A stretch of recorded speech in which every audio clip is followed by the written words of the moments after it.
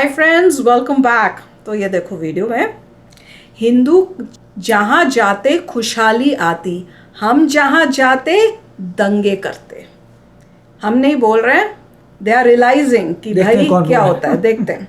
तो वीडियो शुरू करते हैं। वीडियो शुरू करने से पहले अगर आप चैनल पर नए हो और आपने अभी तक सब्सक्राइब नहीं किया तो जल्दी से पहले सब्सक्राइब के बटन और बेल आइकन को क्लिक कर लो ताकि आपको हमारे सारे न्यू वीडियोस के नोटिफिकेशन मिल जाएं जैसे हम अपलोड करें। अगर आपको वीडियो पसंद आता है प्लीज लाइक एंड शेयर। चलिए शुरू करते हैं। पिछले कई दिनों से मुसलसल फ्रांस में हो रहा है। अगर आप वो विजुअल्स देखें, अगर आप वो पूरी की पूरी वीडियोस देखें तो आप हैरान रह जाएंगे। मुझे एक बात बताएं कि पिछले एक साल के वाकयात उठा के देख ले।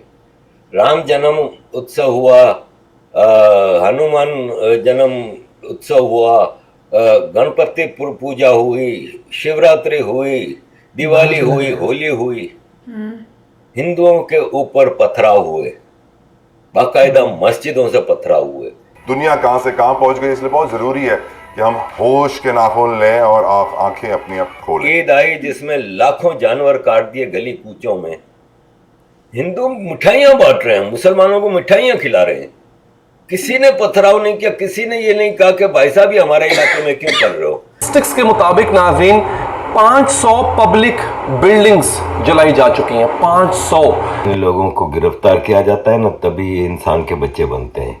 लेकिन अभी मेरी एक और जो डिमांड है वो ये है कि जो कल्प्रिट है सीधा डिपोर्ट करो। कजन मैरिज से क्या होता है कि एक जो ब्लड रिलेशन जो होता है, चाचा का बेटा तो मेरे फादर का ब्लड, मेरे चाचा का ब्लड तो एक ही है, तो वो तो भाई बहन हो गए।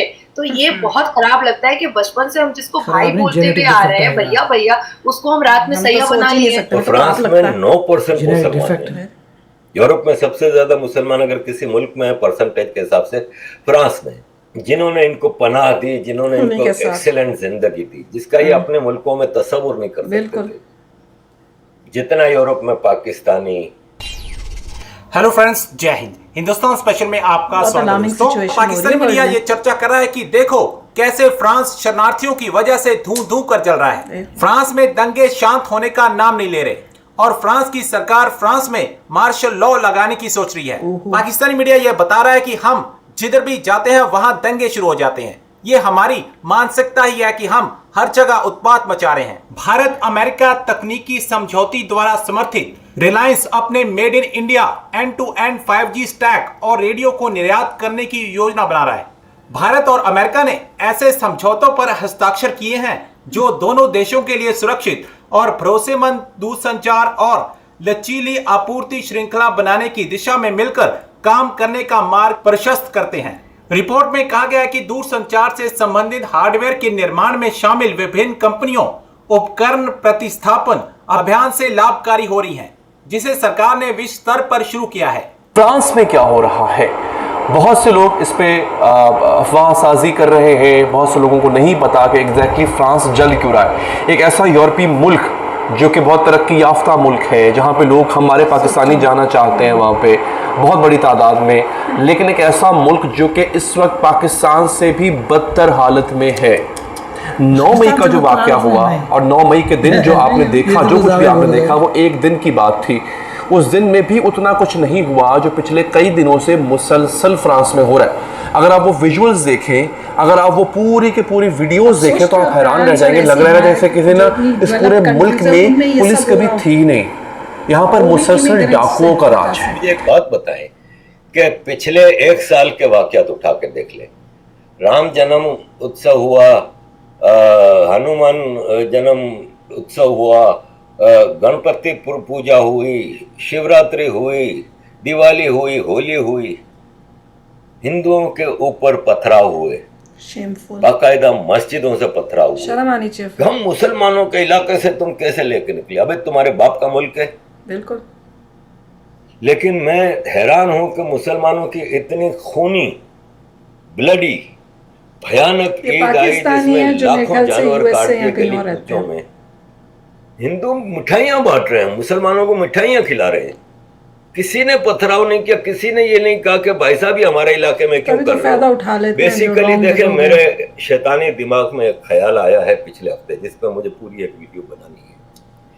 वो ये है कि हिंदुस्तान वो देश है जिसमें सबसे ज्यादा दुनिया के इलीगल लोग रहते हैं।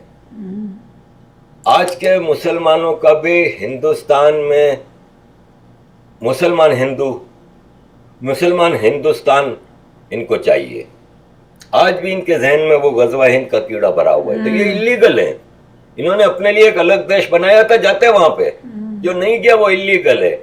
जैसे ईस्ट पाकिस्तान में बांग्लादेश की मूवमेंट चल रही थी, तो बिहारियों ने नहीं सपोर्ट किया था बंगालियों को। पंजाबी फौज के साथ मिलकर मुखबरियां की थी कि यहां पे बंगाली छुपा हुआ है, यहां पे बंगालियों का गढ़ है। जब बांग्लादेश बन गया तो बांग्लादेश ने कहा कि भाई साहब तुम बंगाली नहीं हो, तुम बांग्लादेशी नहीं हो। नेशनलिटी नहीं दी थी इनको। रेड क्रॉस ने कैंप बनाए थे, उन कैंपों में रहते थे। और आज भी, अब जाहिर है 50 साल हो गए तो उसकी कुछ नस्लें बांग्लादेशी नेशनलिटी ले ली होंगी, लेकिन ऑन पेपर वो बिहारी आज भी कैंपों में रहते हैं और बांग्लादेशी नेशनलिटी नहीं है उनके पास। तो फिर हिंदुस्तान का मुसलमान जिन्होंने अपने लिए अलग देश बनाया था वो इलीगल है इधर। एक कानून के तहत फिर चलेंगे। कजन मैरिजेस के बारे में बेसिकली मैं पूछना चाह रही हूँ। मैंने जो नोटिस भेजा है, क्योंकि हर एक की राय मांगी गई है, जो 14 जून को ही नोटिस इशू फॉर यूसीसी के लिए एक एप्लीकेशन आया था, जिसमें बहुत सारे लोगों की राय मांगी गई। तो मैंने अपने जो नोटिस का जो रिप्लाई था उसमें शैला ये लिख करके दिया है कि मुसलमानों में कजन मैरिजेस को बंद किया जाए, ठीक है, ऑन अर्जेंट नोट बंद किया जाए जैसे ही यूसीसी लागू होता है सबसे। क्योंकि देखिए, तलाक मैंने बंद करवा दिया है, पॉलीगेमी हलाला पे मेरा कॉन्स्टिट्यूशन पे चल रहा है, तो बहुत सी चीजों के लिए तो मैं अकेले ही काफी हूँ। लेकिन ये जो कजन मैरिजेस जो उसको बंद करवाना बहुत ही जरूरी है। क्योंकि कजन मैरिजेस से क्या होता है कि एक जो ब्लड रिलेशन जो होता है, चाचा का बेटा तो मेरे फादर का ब्लड, मेरे चाचा का ब्लड तो एक ही है, तो वो तो भाई बहन हो गए। तो ये बहुत खराब लगता है कि बचपन से हम भाई बोलते हुए आ रहे हैं, भैया भैया, उसको हम रात में सैया बना लिए। तो ये जो चीज होती है ना, ये इतनी गंद मचाती है। थैंक गॉड, माय पेरेंट्स के खानदान में, पूरे खानदान में ये चीजें, ये सिनेरियो हम लोग नहीं देख पाए। हमारे यहाँ ये चीजें नहीं पाए। हम जितने भी कजन्स थे, जब कहते थे ना आपस में शादियां करो, कहते ये थे यार, तुम लोगों से वैसी वाइब्स ही नहीं आती, हमें इन चक्रों में नहीं आती। हम जिसको बचपन से भैया कह रहे हैं उसको हम सैया कैसे बोलेंगे? मतलब this is quite obnoxious and idiotic and nonsense thing कि भाई को कैसे हम उसके सामने कपड़े खोल देंगे। तो this is very baseless, this is very obnoxious, this is unpardonable sin as per the scenario, as per the circumstances। देखिए, हमारे कुरान के हिसाब से ना इतनी जंगें हुई हैं, अप्रोक्सीमेटली 1000 से ऊपर जंगें हुई हैं। आप 624 AD देख लो, बैटल ऑफ बदर देख लो, उसके बाद खुद भी मुस्लिम है क्या? ये जो दूसरी लेडी है 625 में हुआ है। खानदाक देख लो 627 में हुआ है। मक्का का बैटल देख लो 630 में हुआ है। एंड हुन्नान का बैटल देख लो 630 में हुआ है। ये सारे बैटल्स में पावर और पोजीशन के लिए ही जंग था। बिल्कुल, पावर और पोजीशन के लिए जंग था।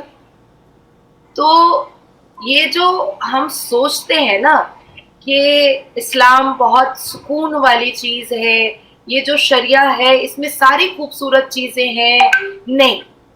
तो देख लो, वर्ल्ड जो है आज की जो फ्रांस में सिचुएशन है ना, मैं हर वीडियो में जब ये न्यूज़ आती है ये ज़रूर बोलूँगी, इससे अब वर्ल्ड जो है अवेयर होएगा।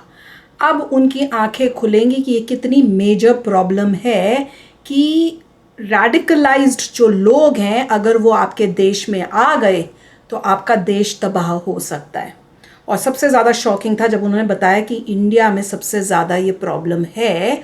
और ये जब लोग आते हैं फिर ये अब दूसरी कंट्रियों में आके उनको वो चाहिए जो वो वहाँ भाग के आए थे छोड़ के कि भैया हमें उससे प्रॉब्लम है, इसलिए हमें यहाँ पे भैया आप जगह पना दे दो। और यहाँ आके फिर उसी चीज़ को जो है इम्प्लीमेंट करने की कोशिश करते हैं। फ्रांस को देखो, इतनी मतलब डेवलप्ड कंट्री जो इतना प्रोग्रेस कर रही थी उसकी क्या हालत कर दी है। मैडम आप बताइए कि इंडिया इस प्रॉब्लम को कैसे टैकल करेगा? पता नहीं, समझ ही इंडिया कैसे टैकल करेगा? वही यूनिफॉर्म सिविल कोड, वही है यूसीसी यूनिफॉर्म सिविल कोड तो बहुत इंपॉर्टेंट है। एंड पॉपुलेशन पे कैप कैप बहुत इंपॉर्टेंट है, ये दो चीज़, जिससे देश में इतनी पॉपुलेशन ना हो जाए कि हर जगह लाइनें ही लाइनें हो, फिर क्वालिटी ऑफ लाइफ कम हो जाती है। चाहे जीडीपी बहुत बढ़ रहा है, मगर जीडीपी डिवाइड बाय पॉपुलेशन जो है और गड़बड़ हो जाएगा तो हर बंदा जो है अप्रॉक्सीमेटली गरीब ही होगा सदियों तक, क्योंकि पॉपुलेशन बहुत ज़्यादा है। जहाँ पर भी आप जाएंगे लाइन ही लाइन, और आप कहेंगे क्या यार, जहाँ भी जाता हूँ लाइन ही लाइन है। इसलिए पॉपुलेशन को कंट्रोल करना बहुत इंपॉर्टेंट है। और दूसरा, यूनिफॉर्म एक होना चाहिए यूसीसी, जिससे ये हो कि हर भारतीय जो है वो इसी चीज़ को फॉलो करता है। और मैं एक और चीज़ जो ऐड करता हूँ यूसीसी में, वो है एक कॉमन लैंग्वेज होनी चाहिए, एक कॉमन लैंग्वेज कि इंग्लिश नहीं, वो बाहर की लैंग्वेज है, आपकी खुद की एक लैंग्वेज होनी चाहिए कि हर इंडिया का निवासी जो है उस लैंग्वेज को उसको आती है, जिसे कहीं पर भी जाए आप दूसरे हिंदुस्तानी से आराम से बात कर सकते बिना किसी झिझक के, क्योंकि वो लैंग्वेज हर हिंदुस्तानी को आती होगी, उससे यूनिटी बढ़ेगी, बहुत यूनिटी बढ़ेगी, डिफरेंस आएगा। Language is very important. Thoughts जो है ना, जो इस टाइप से आ रहे हैं कि वो हम इस जगह के हैं, ये तो इस जगह के हैं, वो सब हटेगा और ये लगेगा कि नहीं, ये जगह नहीं, हम इंडियंस हैं। और ये जब आप बाहर आते हैं और आप काफ़ी सारे इंडियंस को देखते हैं, आपको एग्जैक्टली पता नहीं होता कि क्या ये हिंदी समझेगा नहीं समझेगा, तो अंग्रेजी में बात करते हैं। नहीं, मैं तो जैसे अभी मैं रिसेंटली मुझे 2-3 लोग मिले तो आदत तो हिंदी, फिर मेरे को रियलाइज हो सकता है इनको हिंदी नहीं आती हो, फिर मैंने बोला, पूछती हूँ मैं, आपको हिंदी आती हो? हाँ हम तो हैं, यहाँ से हैं, यहाँ से हम हिंदी आती है, फिर हम हिंदी में बात शुरू करते हैं। तो होना चाहिए, होना ऐसा चाहिए, और मतलब होता है किसी भी इंडियन को देखें तो आप यूं हिंदी में बात करें, आपको पता है हर एक इंडियन को हिंदी आती होगी। उससे क्या होता है, आप इंडियन पहले होते हो, इमटेरियल कि आप कौन सी स्टेट से आए। और ये एडवांटेज जो है, यहाँ पे जो बैठा हुआ इंसान उसको चाइनीज में नजर आता है। ये एडवांटेज जो हम यूएस में बैठे हमें नजर आता है, चाइनीज में एक चाइनीज इंसान दूसरे चाइनीज से यूं बात कर रहा था, उसको पता है हर एक को चाइनीज आती है, मगर इंडिया में कोई ऐसी कॉमन लैंग्वेज नहीं है। बहुत इंपॉर्टेंट है ये, और आपको अंग्रेजी से ही पहले शुरू करना पड़ता है, विच इज़ अ प्रॉब्लम, जो मोदी जी सॉल्व करने की कोशिश कर रहे हैं। बहुत इंपॉर्टेंट है कि ये सब जो प्रॉब्लम्स हो रही है ना, इसको ठीक टाइम पे टैकल कर लें, उससे पहले कि इतनी मेजर बन जाए। आप बताइए कि कॉमन लैंग्वेज होनी चाहिए, मुझे पता है हर इंसान चाहता है कि मेरी लैंग्वेज कॉमन हो, ऐसे नहीं होना, मगर जो प्रैक्टिकल इंसान है वो कहेगा भाई जिसकी मेजॉरिटी है उसको तुम कर दो, क्योंकि वो प्रैक्टिकल है। या तो हिंदी होनी चाहिए या संस्कृत होनी चाहिए, दोनों में से कोई। संस्कृत नहीं कर सकते क्योंकि बिल्कुल ही बहुत ही कम यूजेज है, तो प्रैक्टिकल इंसान तो कहेगा हिंदी होनी चाहिए, क्योंकि majority of the people know Hindi, चाहे आपको पसंद हो ना हो, हिंदुस्तान आपको आनी चाहिए। बिल्कुल। तो चलो आप भी शेयर करना अपने थॉट्स, चलते हैं, मिलेंगे नेक्स्ट वीडियो में बहुत ही जल्द। Till then take care and bye bye. तो अगर आप मेरे इस चैनल पे नए हो तो जल्दी से सब्सक्राइब के बटन को हिट करो और बेल आइकन को क्लिक करो, ताकि आपको मेरा जब नया वीडियो मैं लगाऊं आपको उसके बारे में जल्दी से पता चल जाए।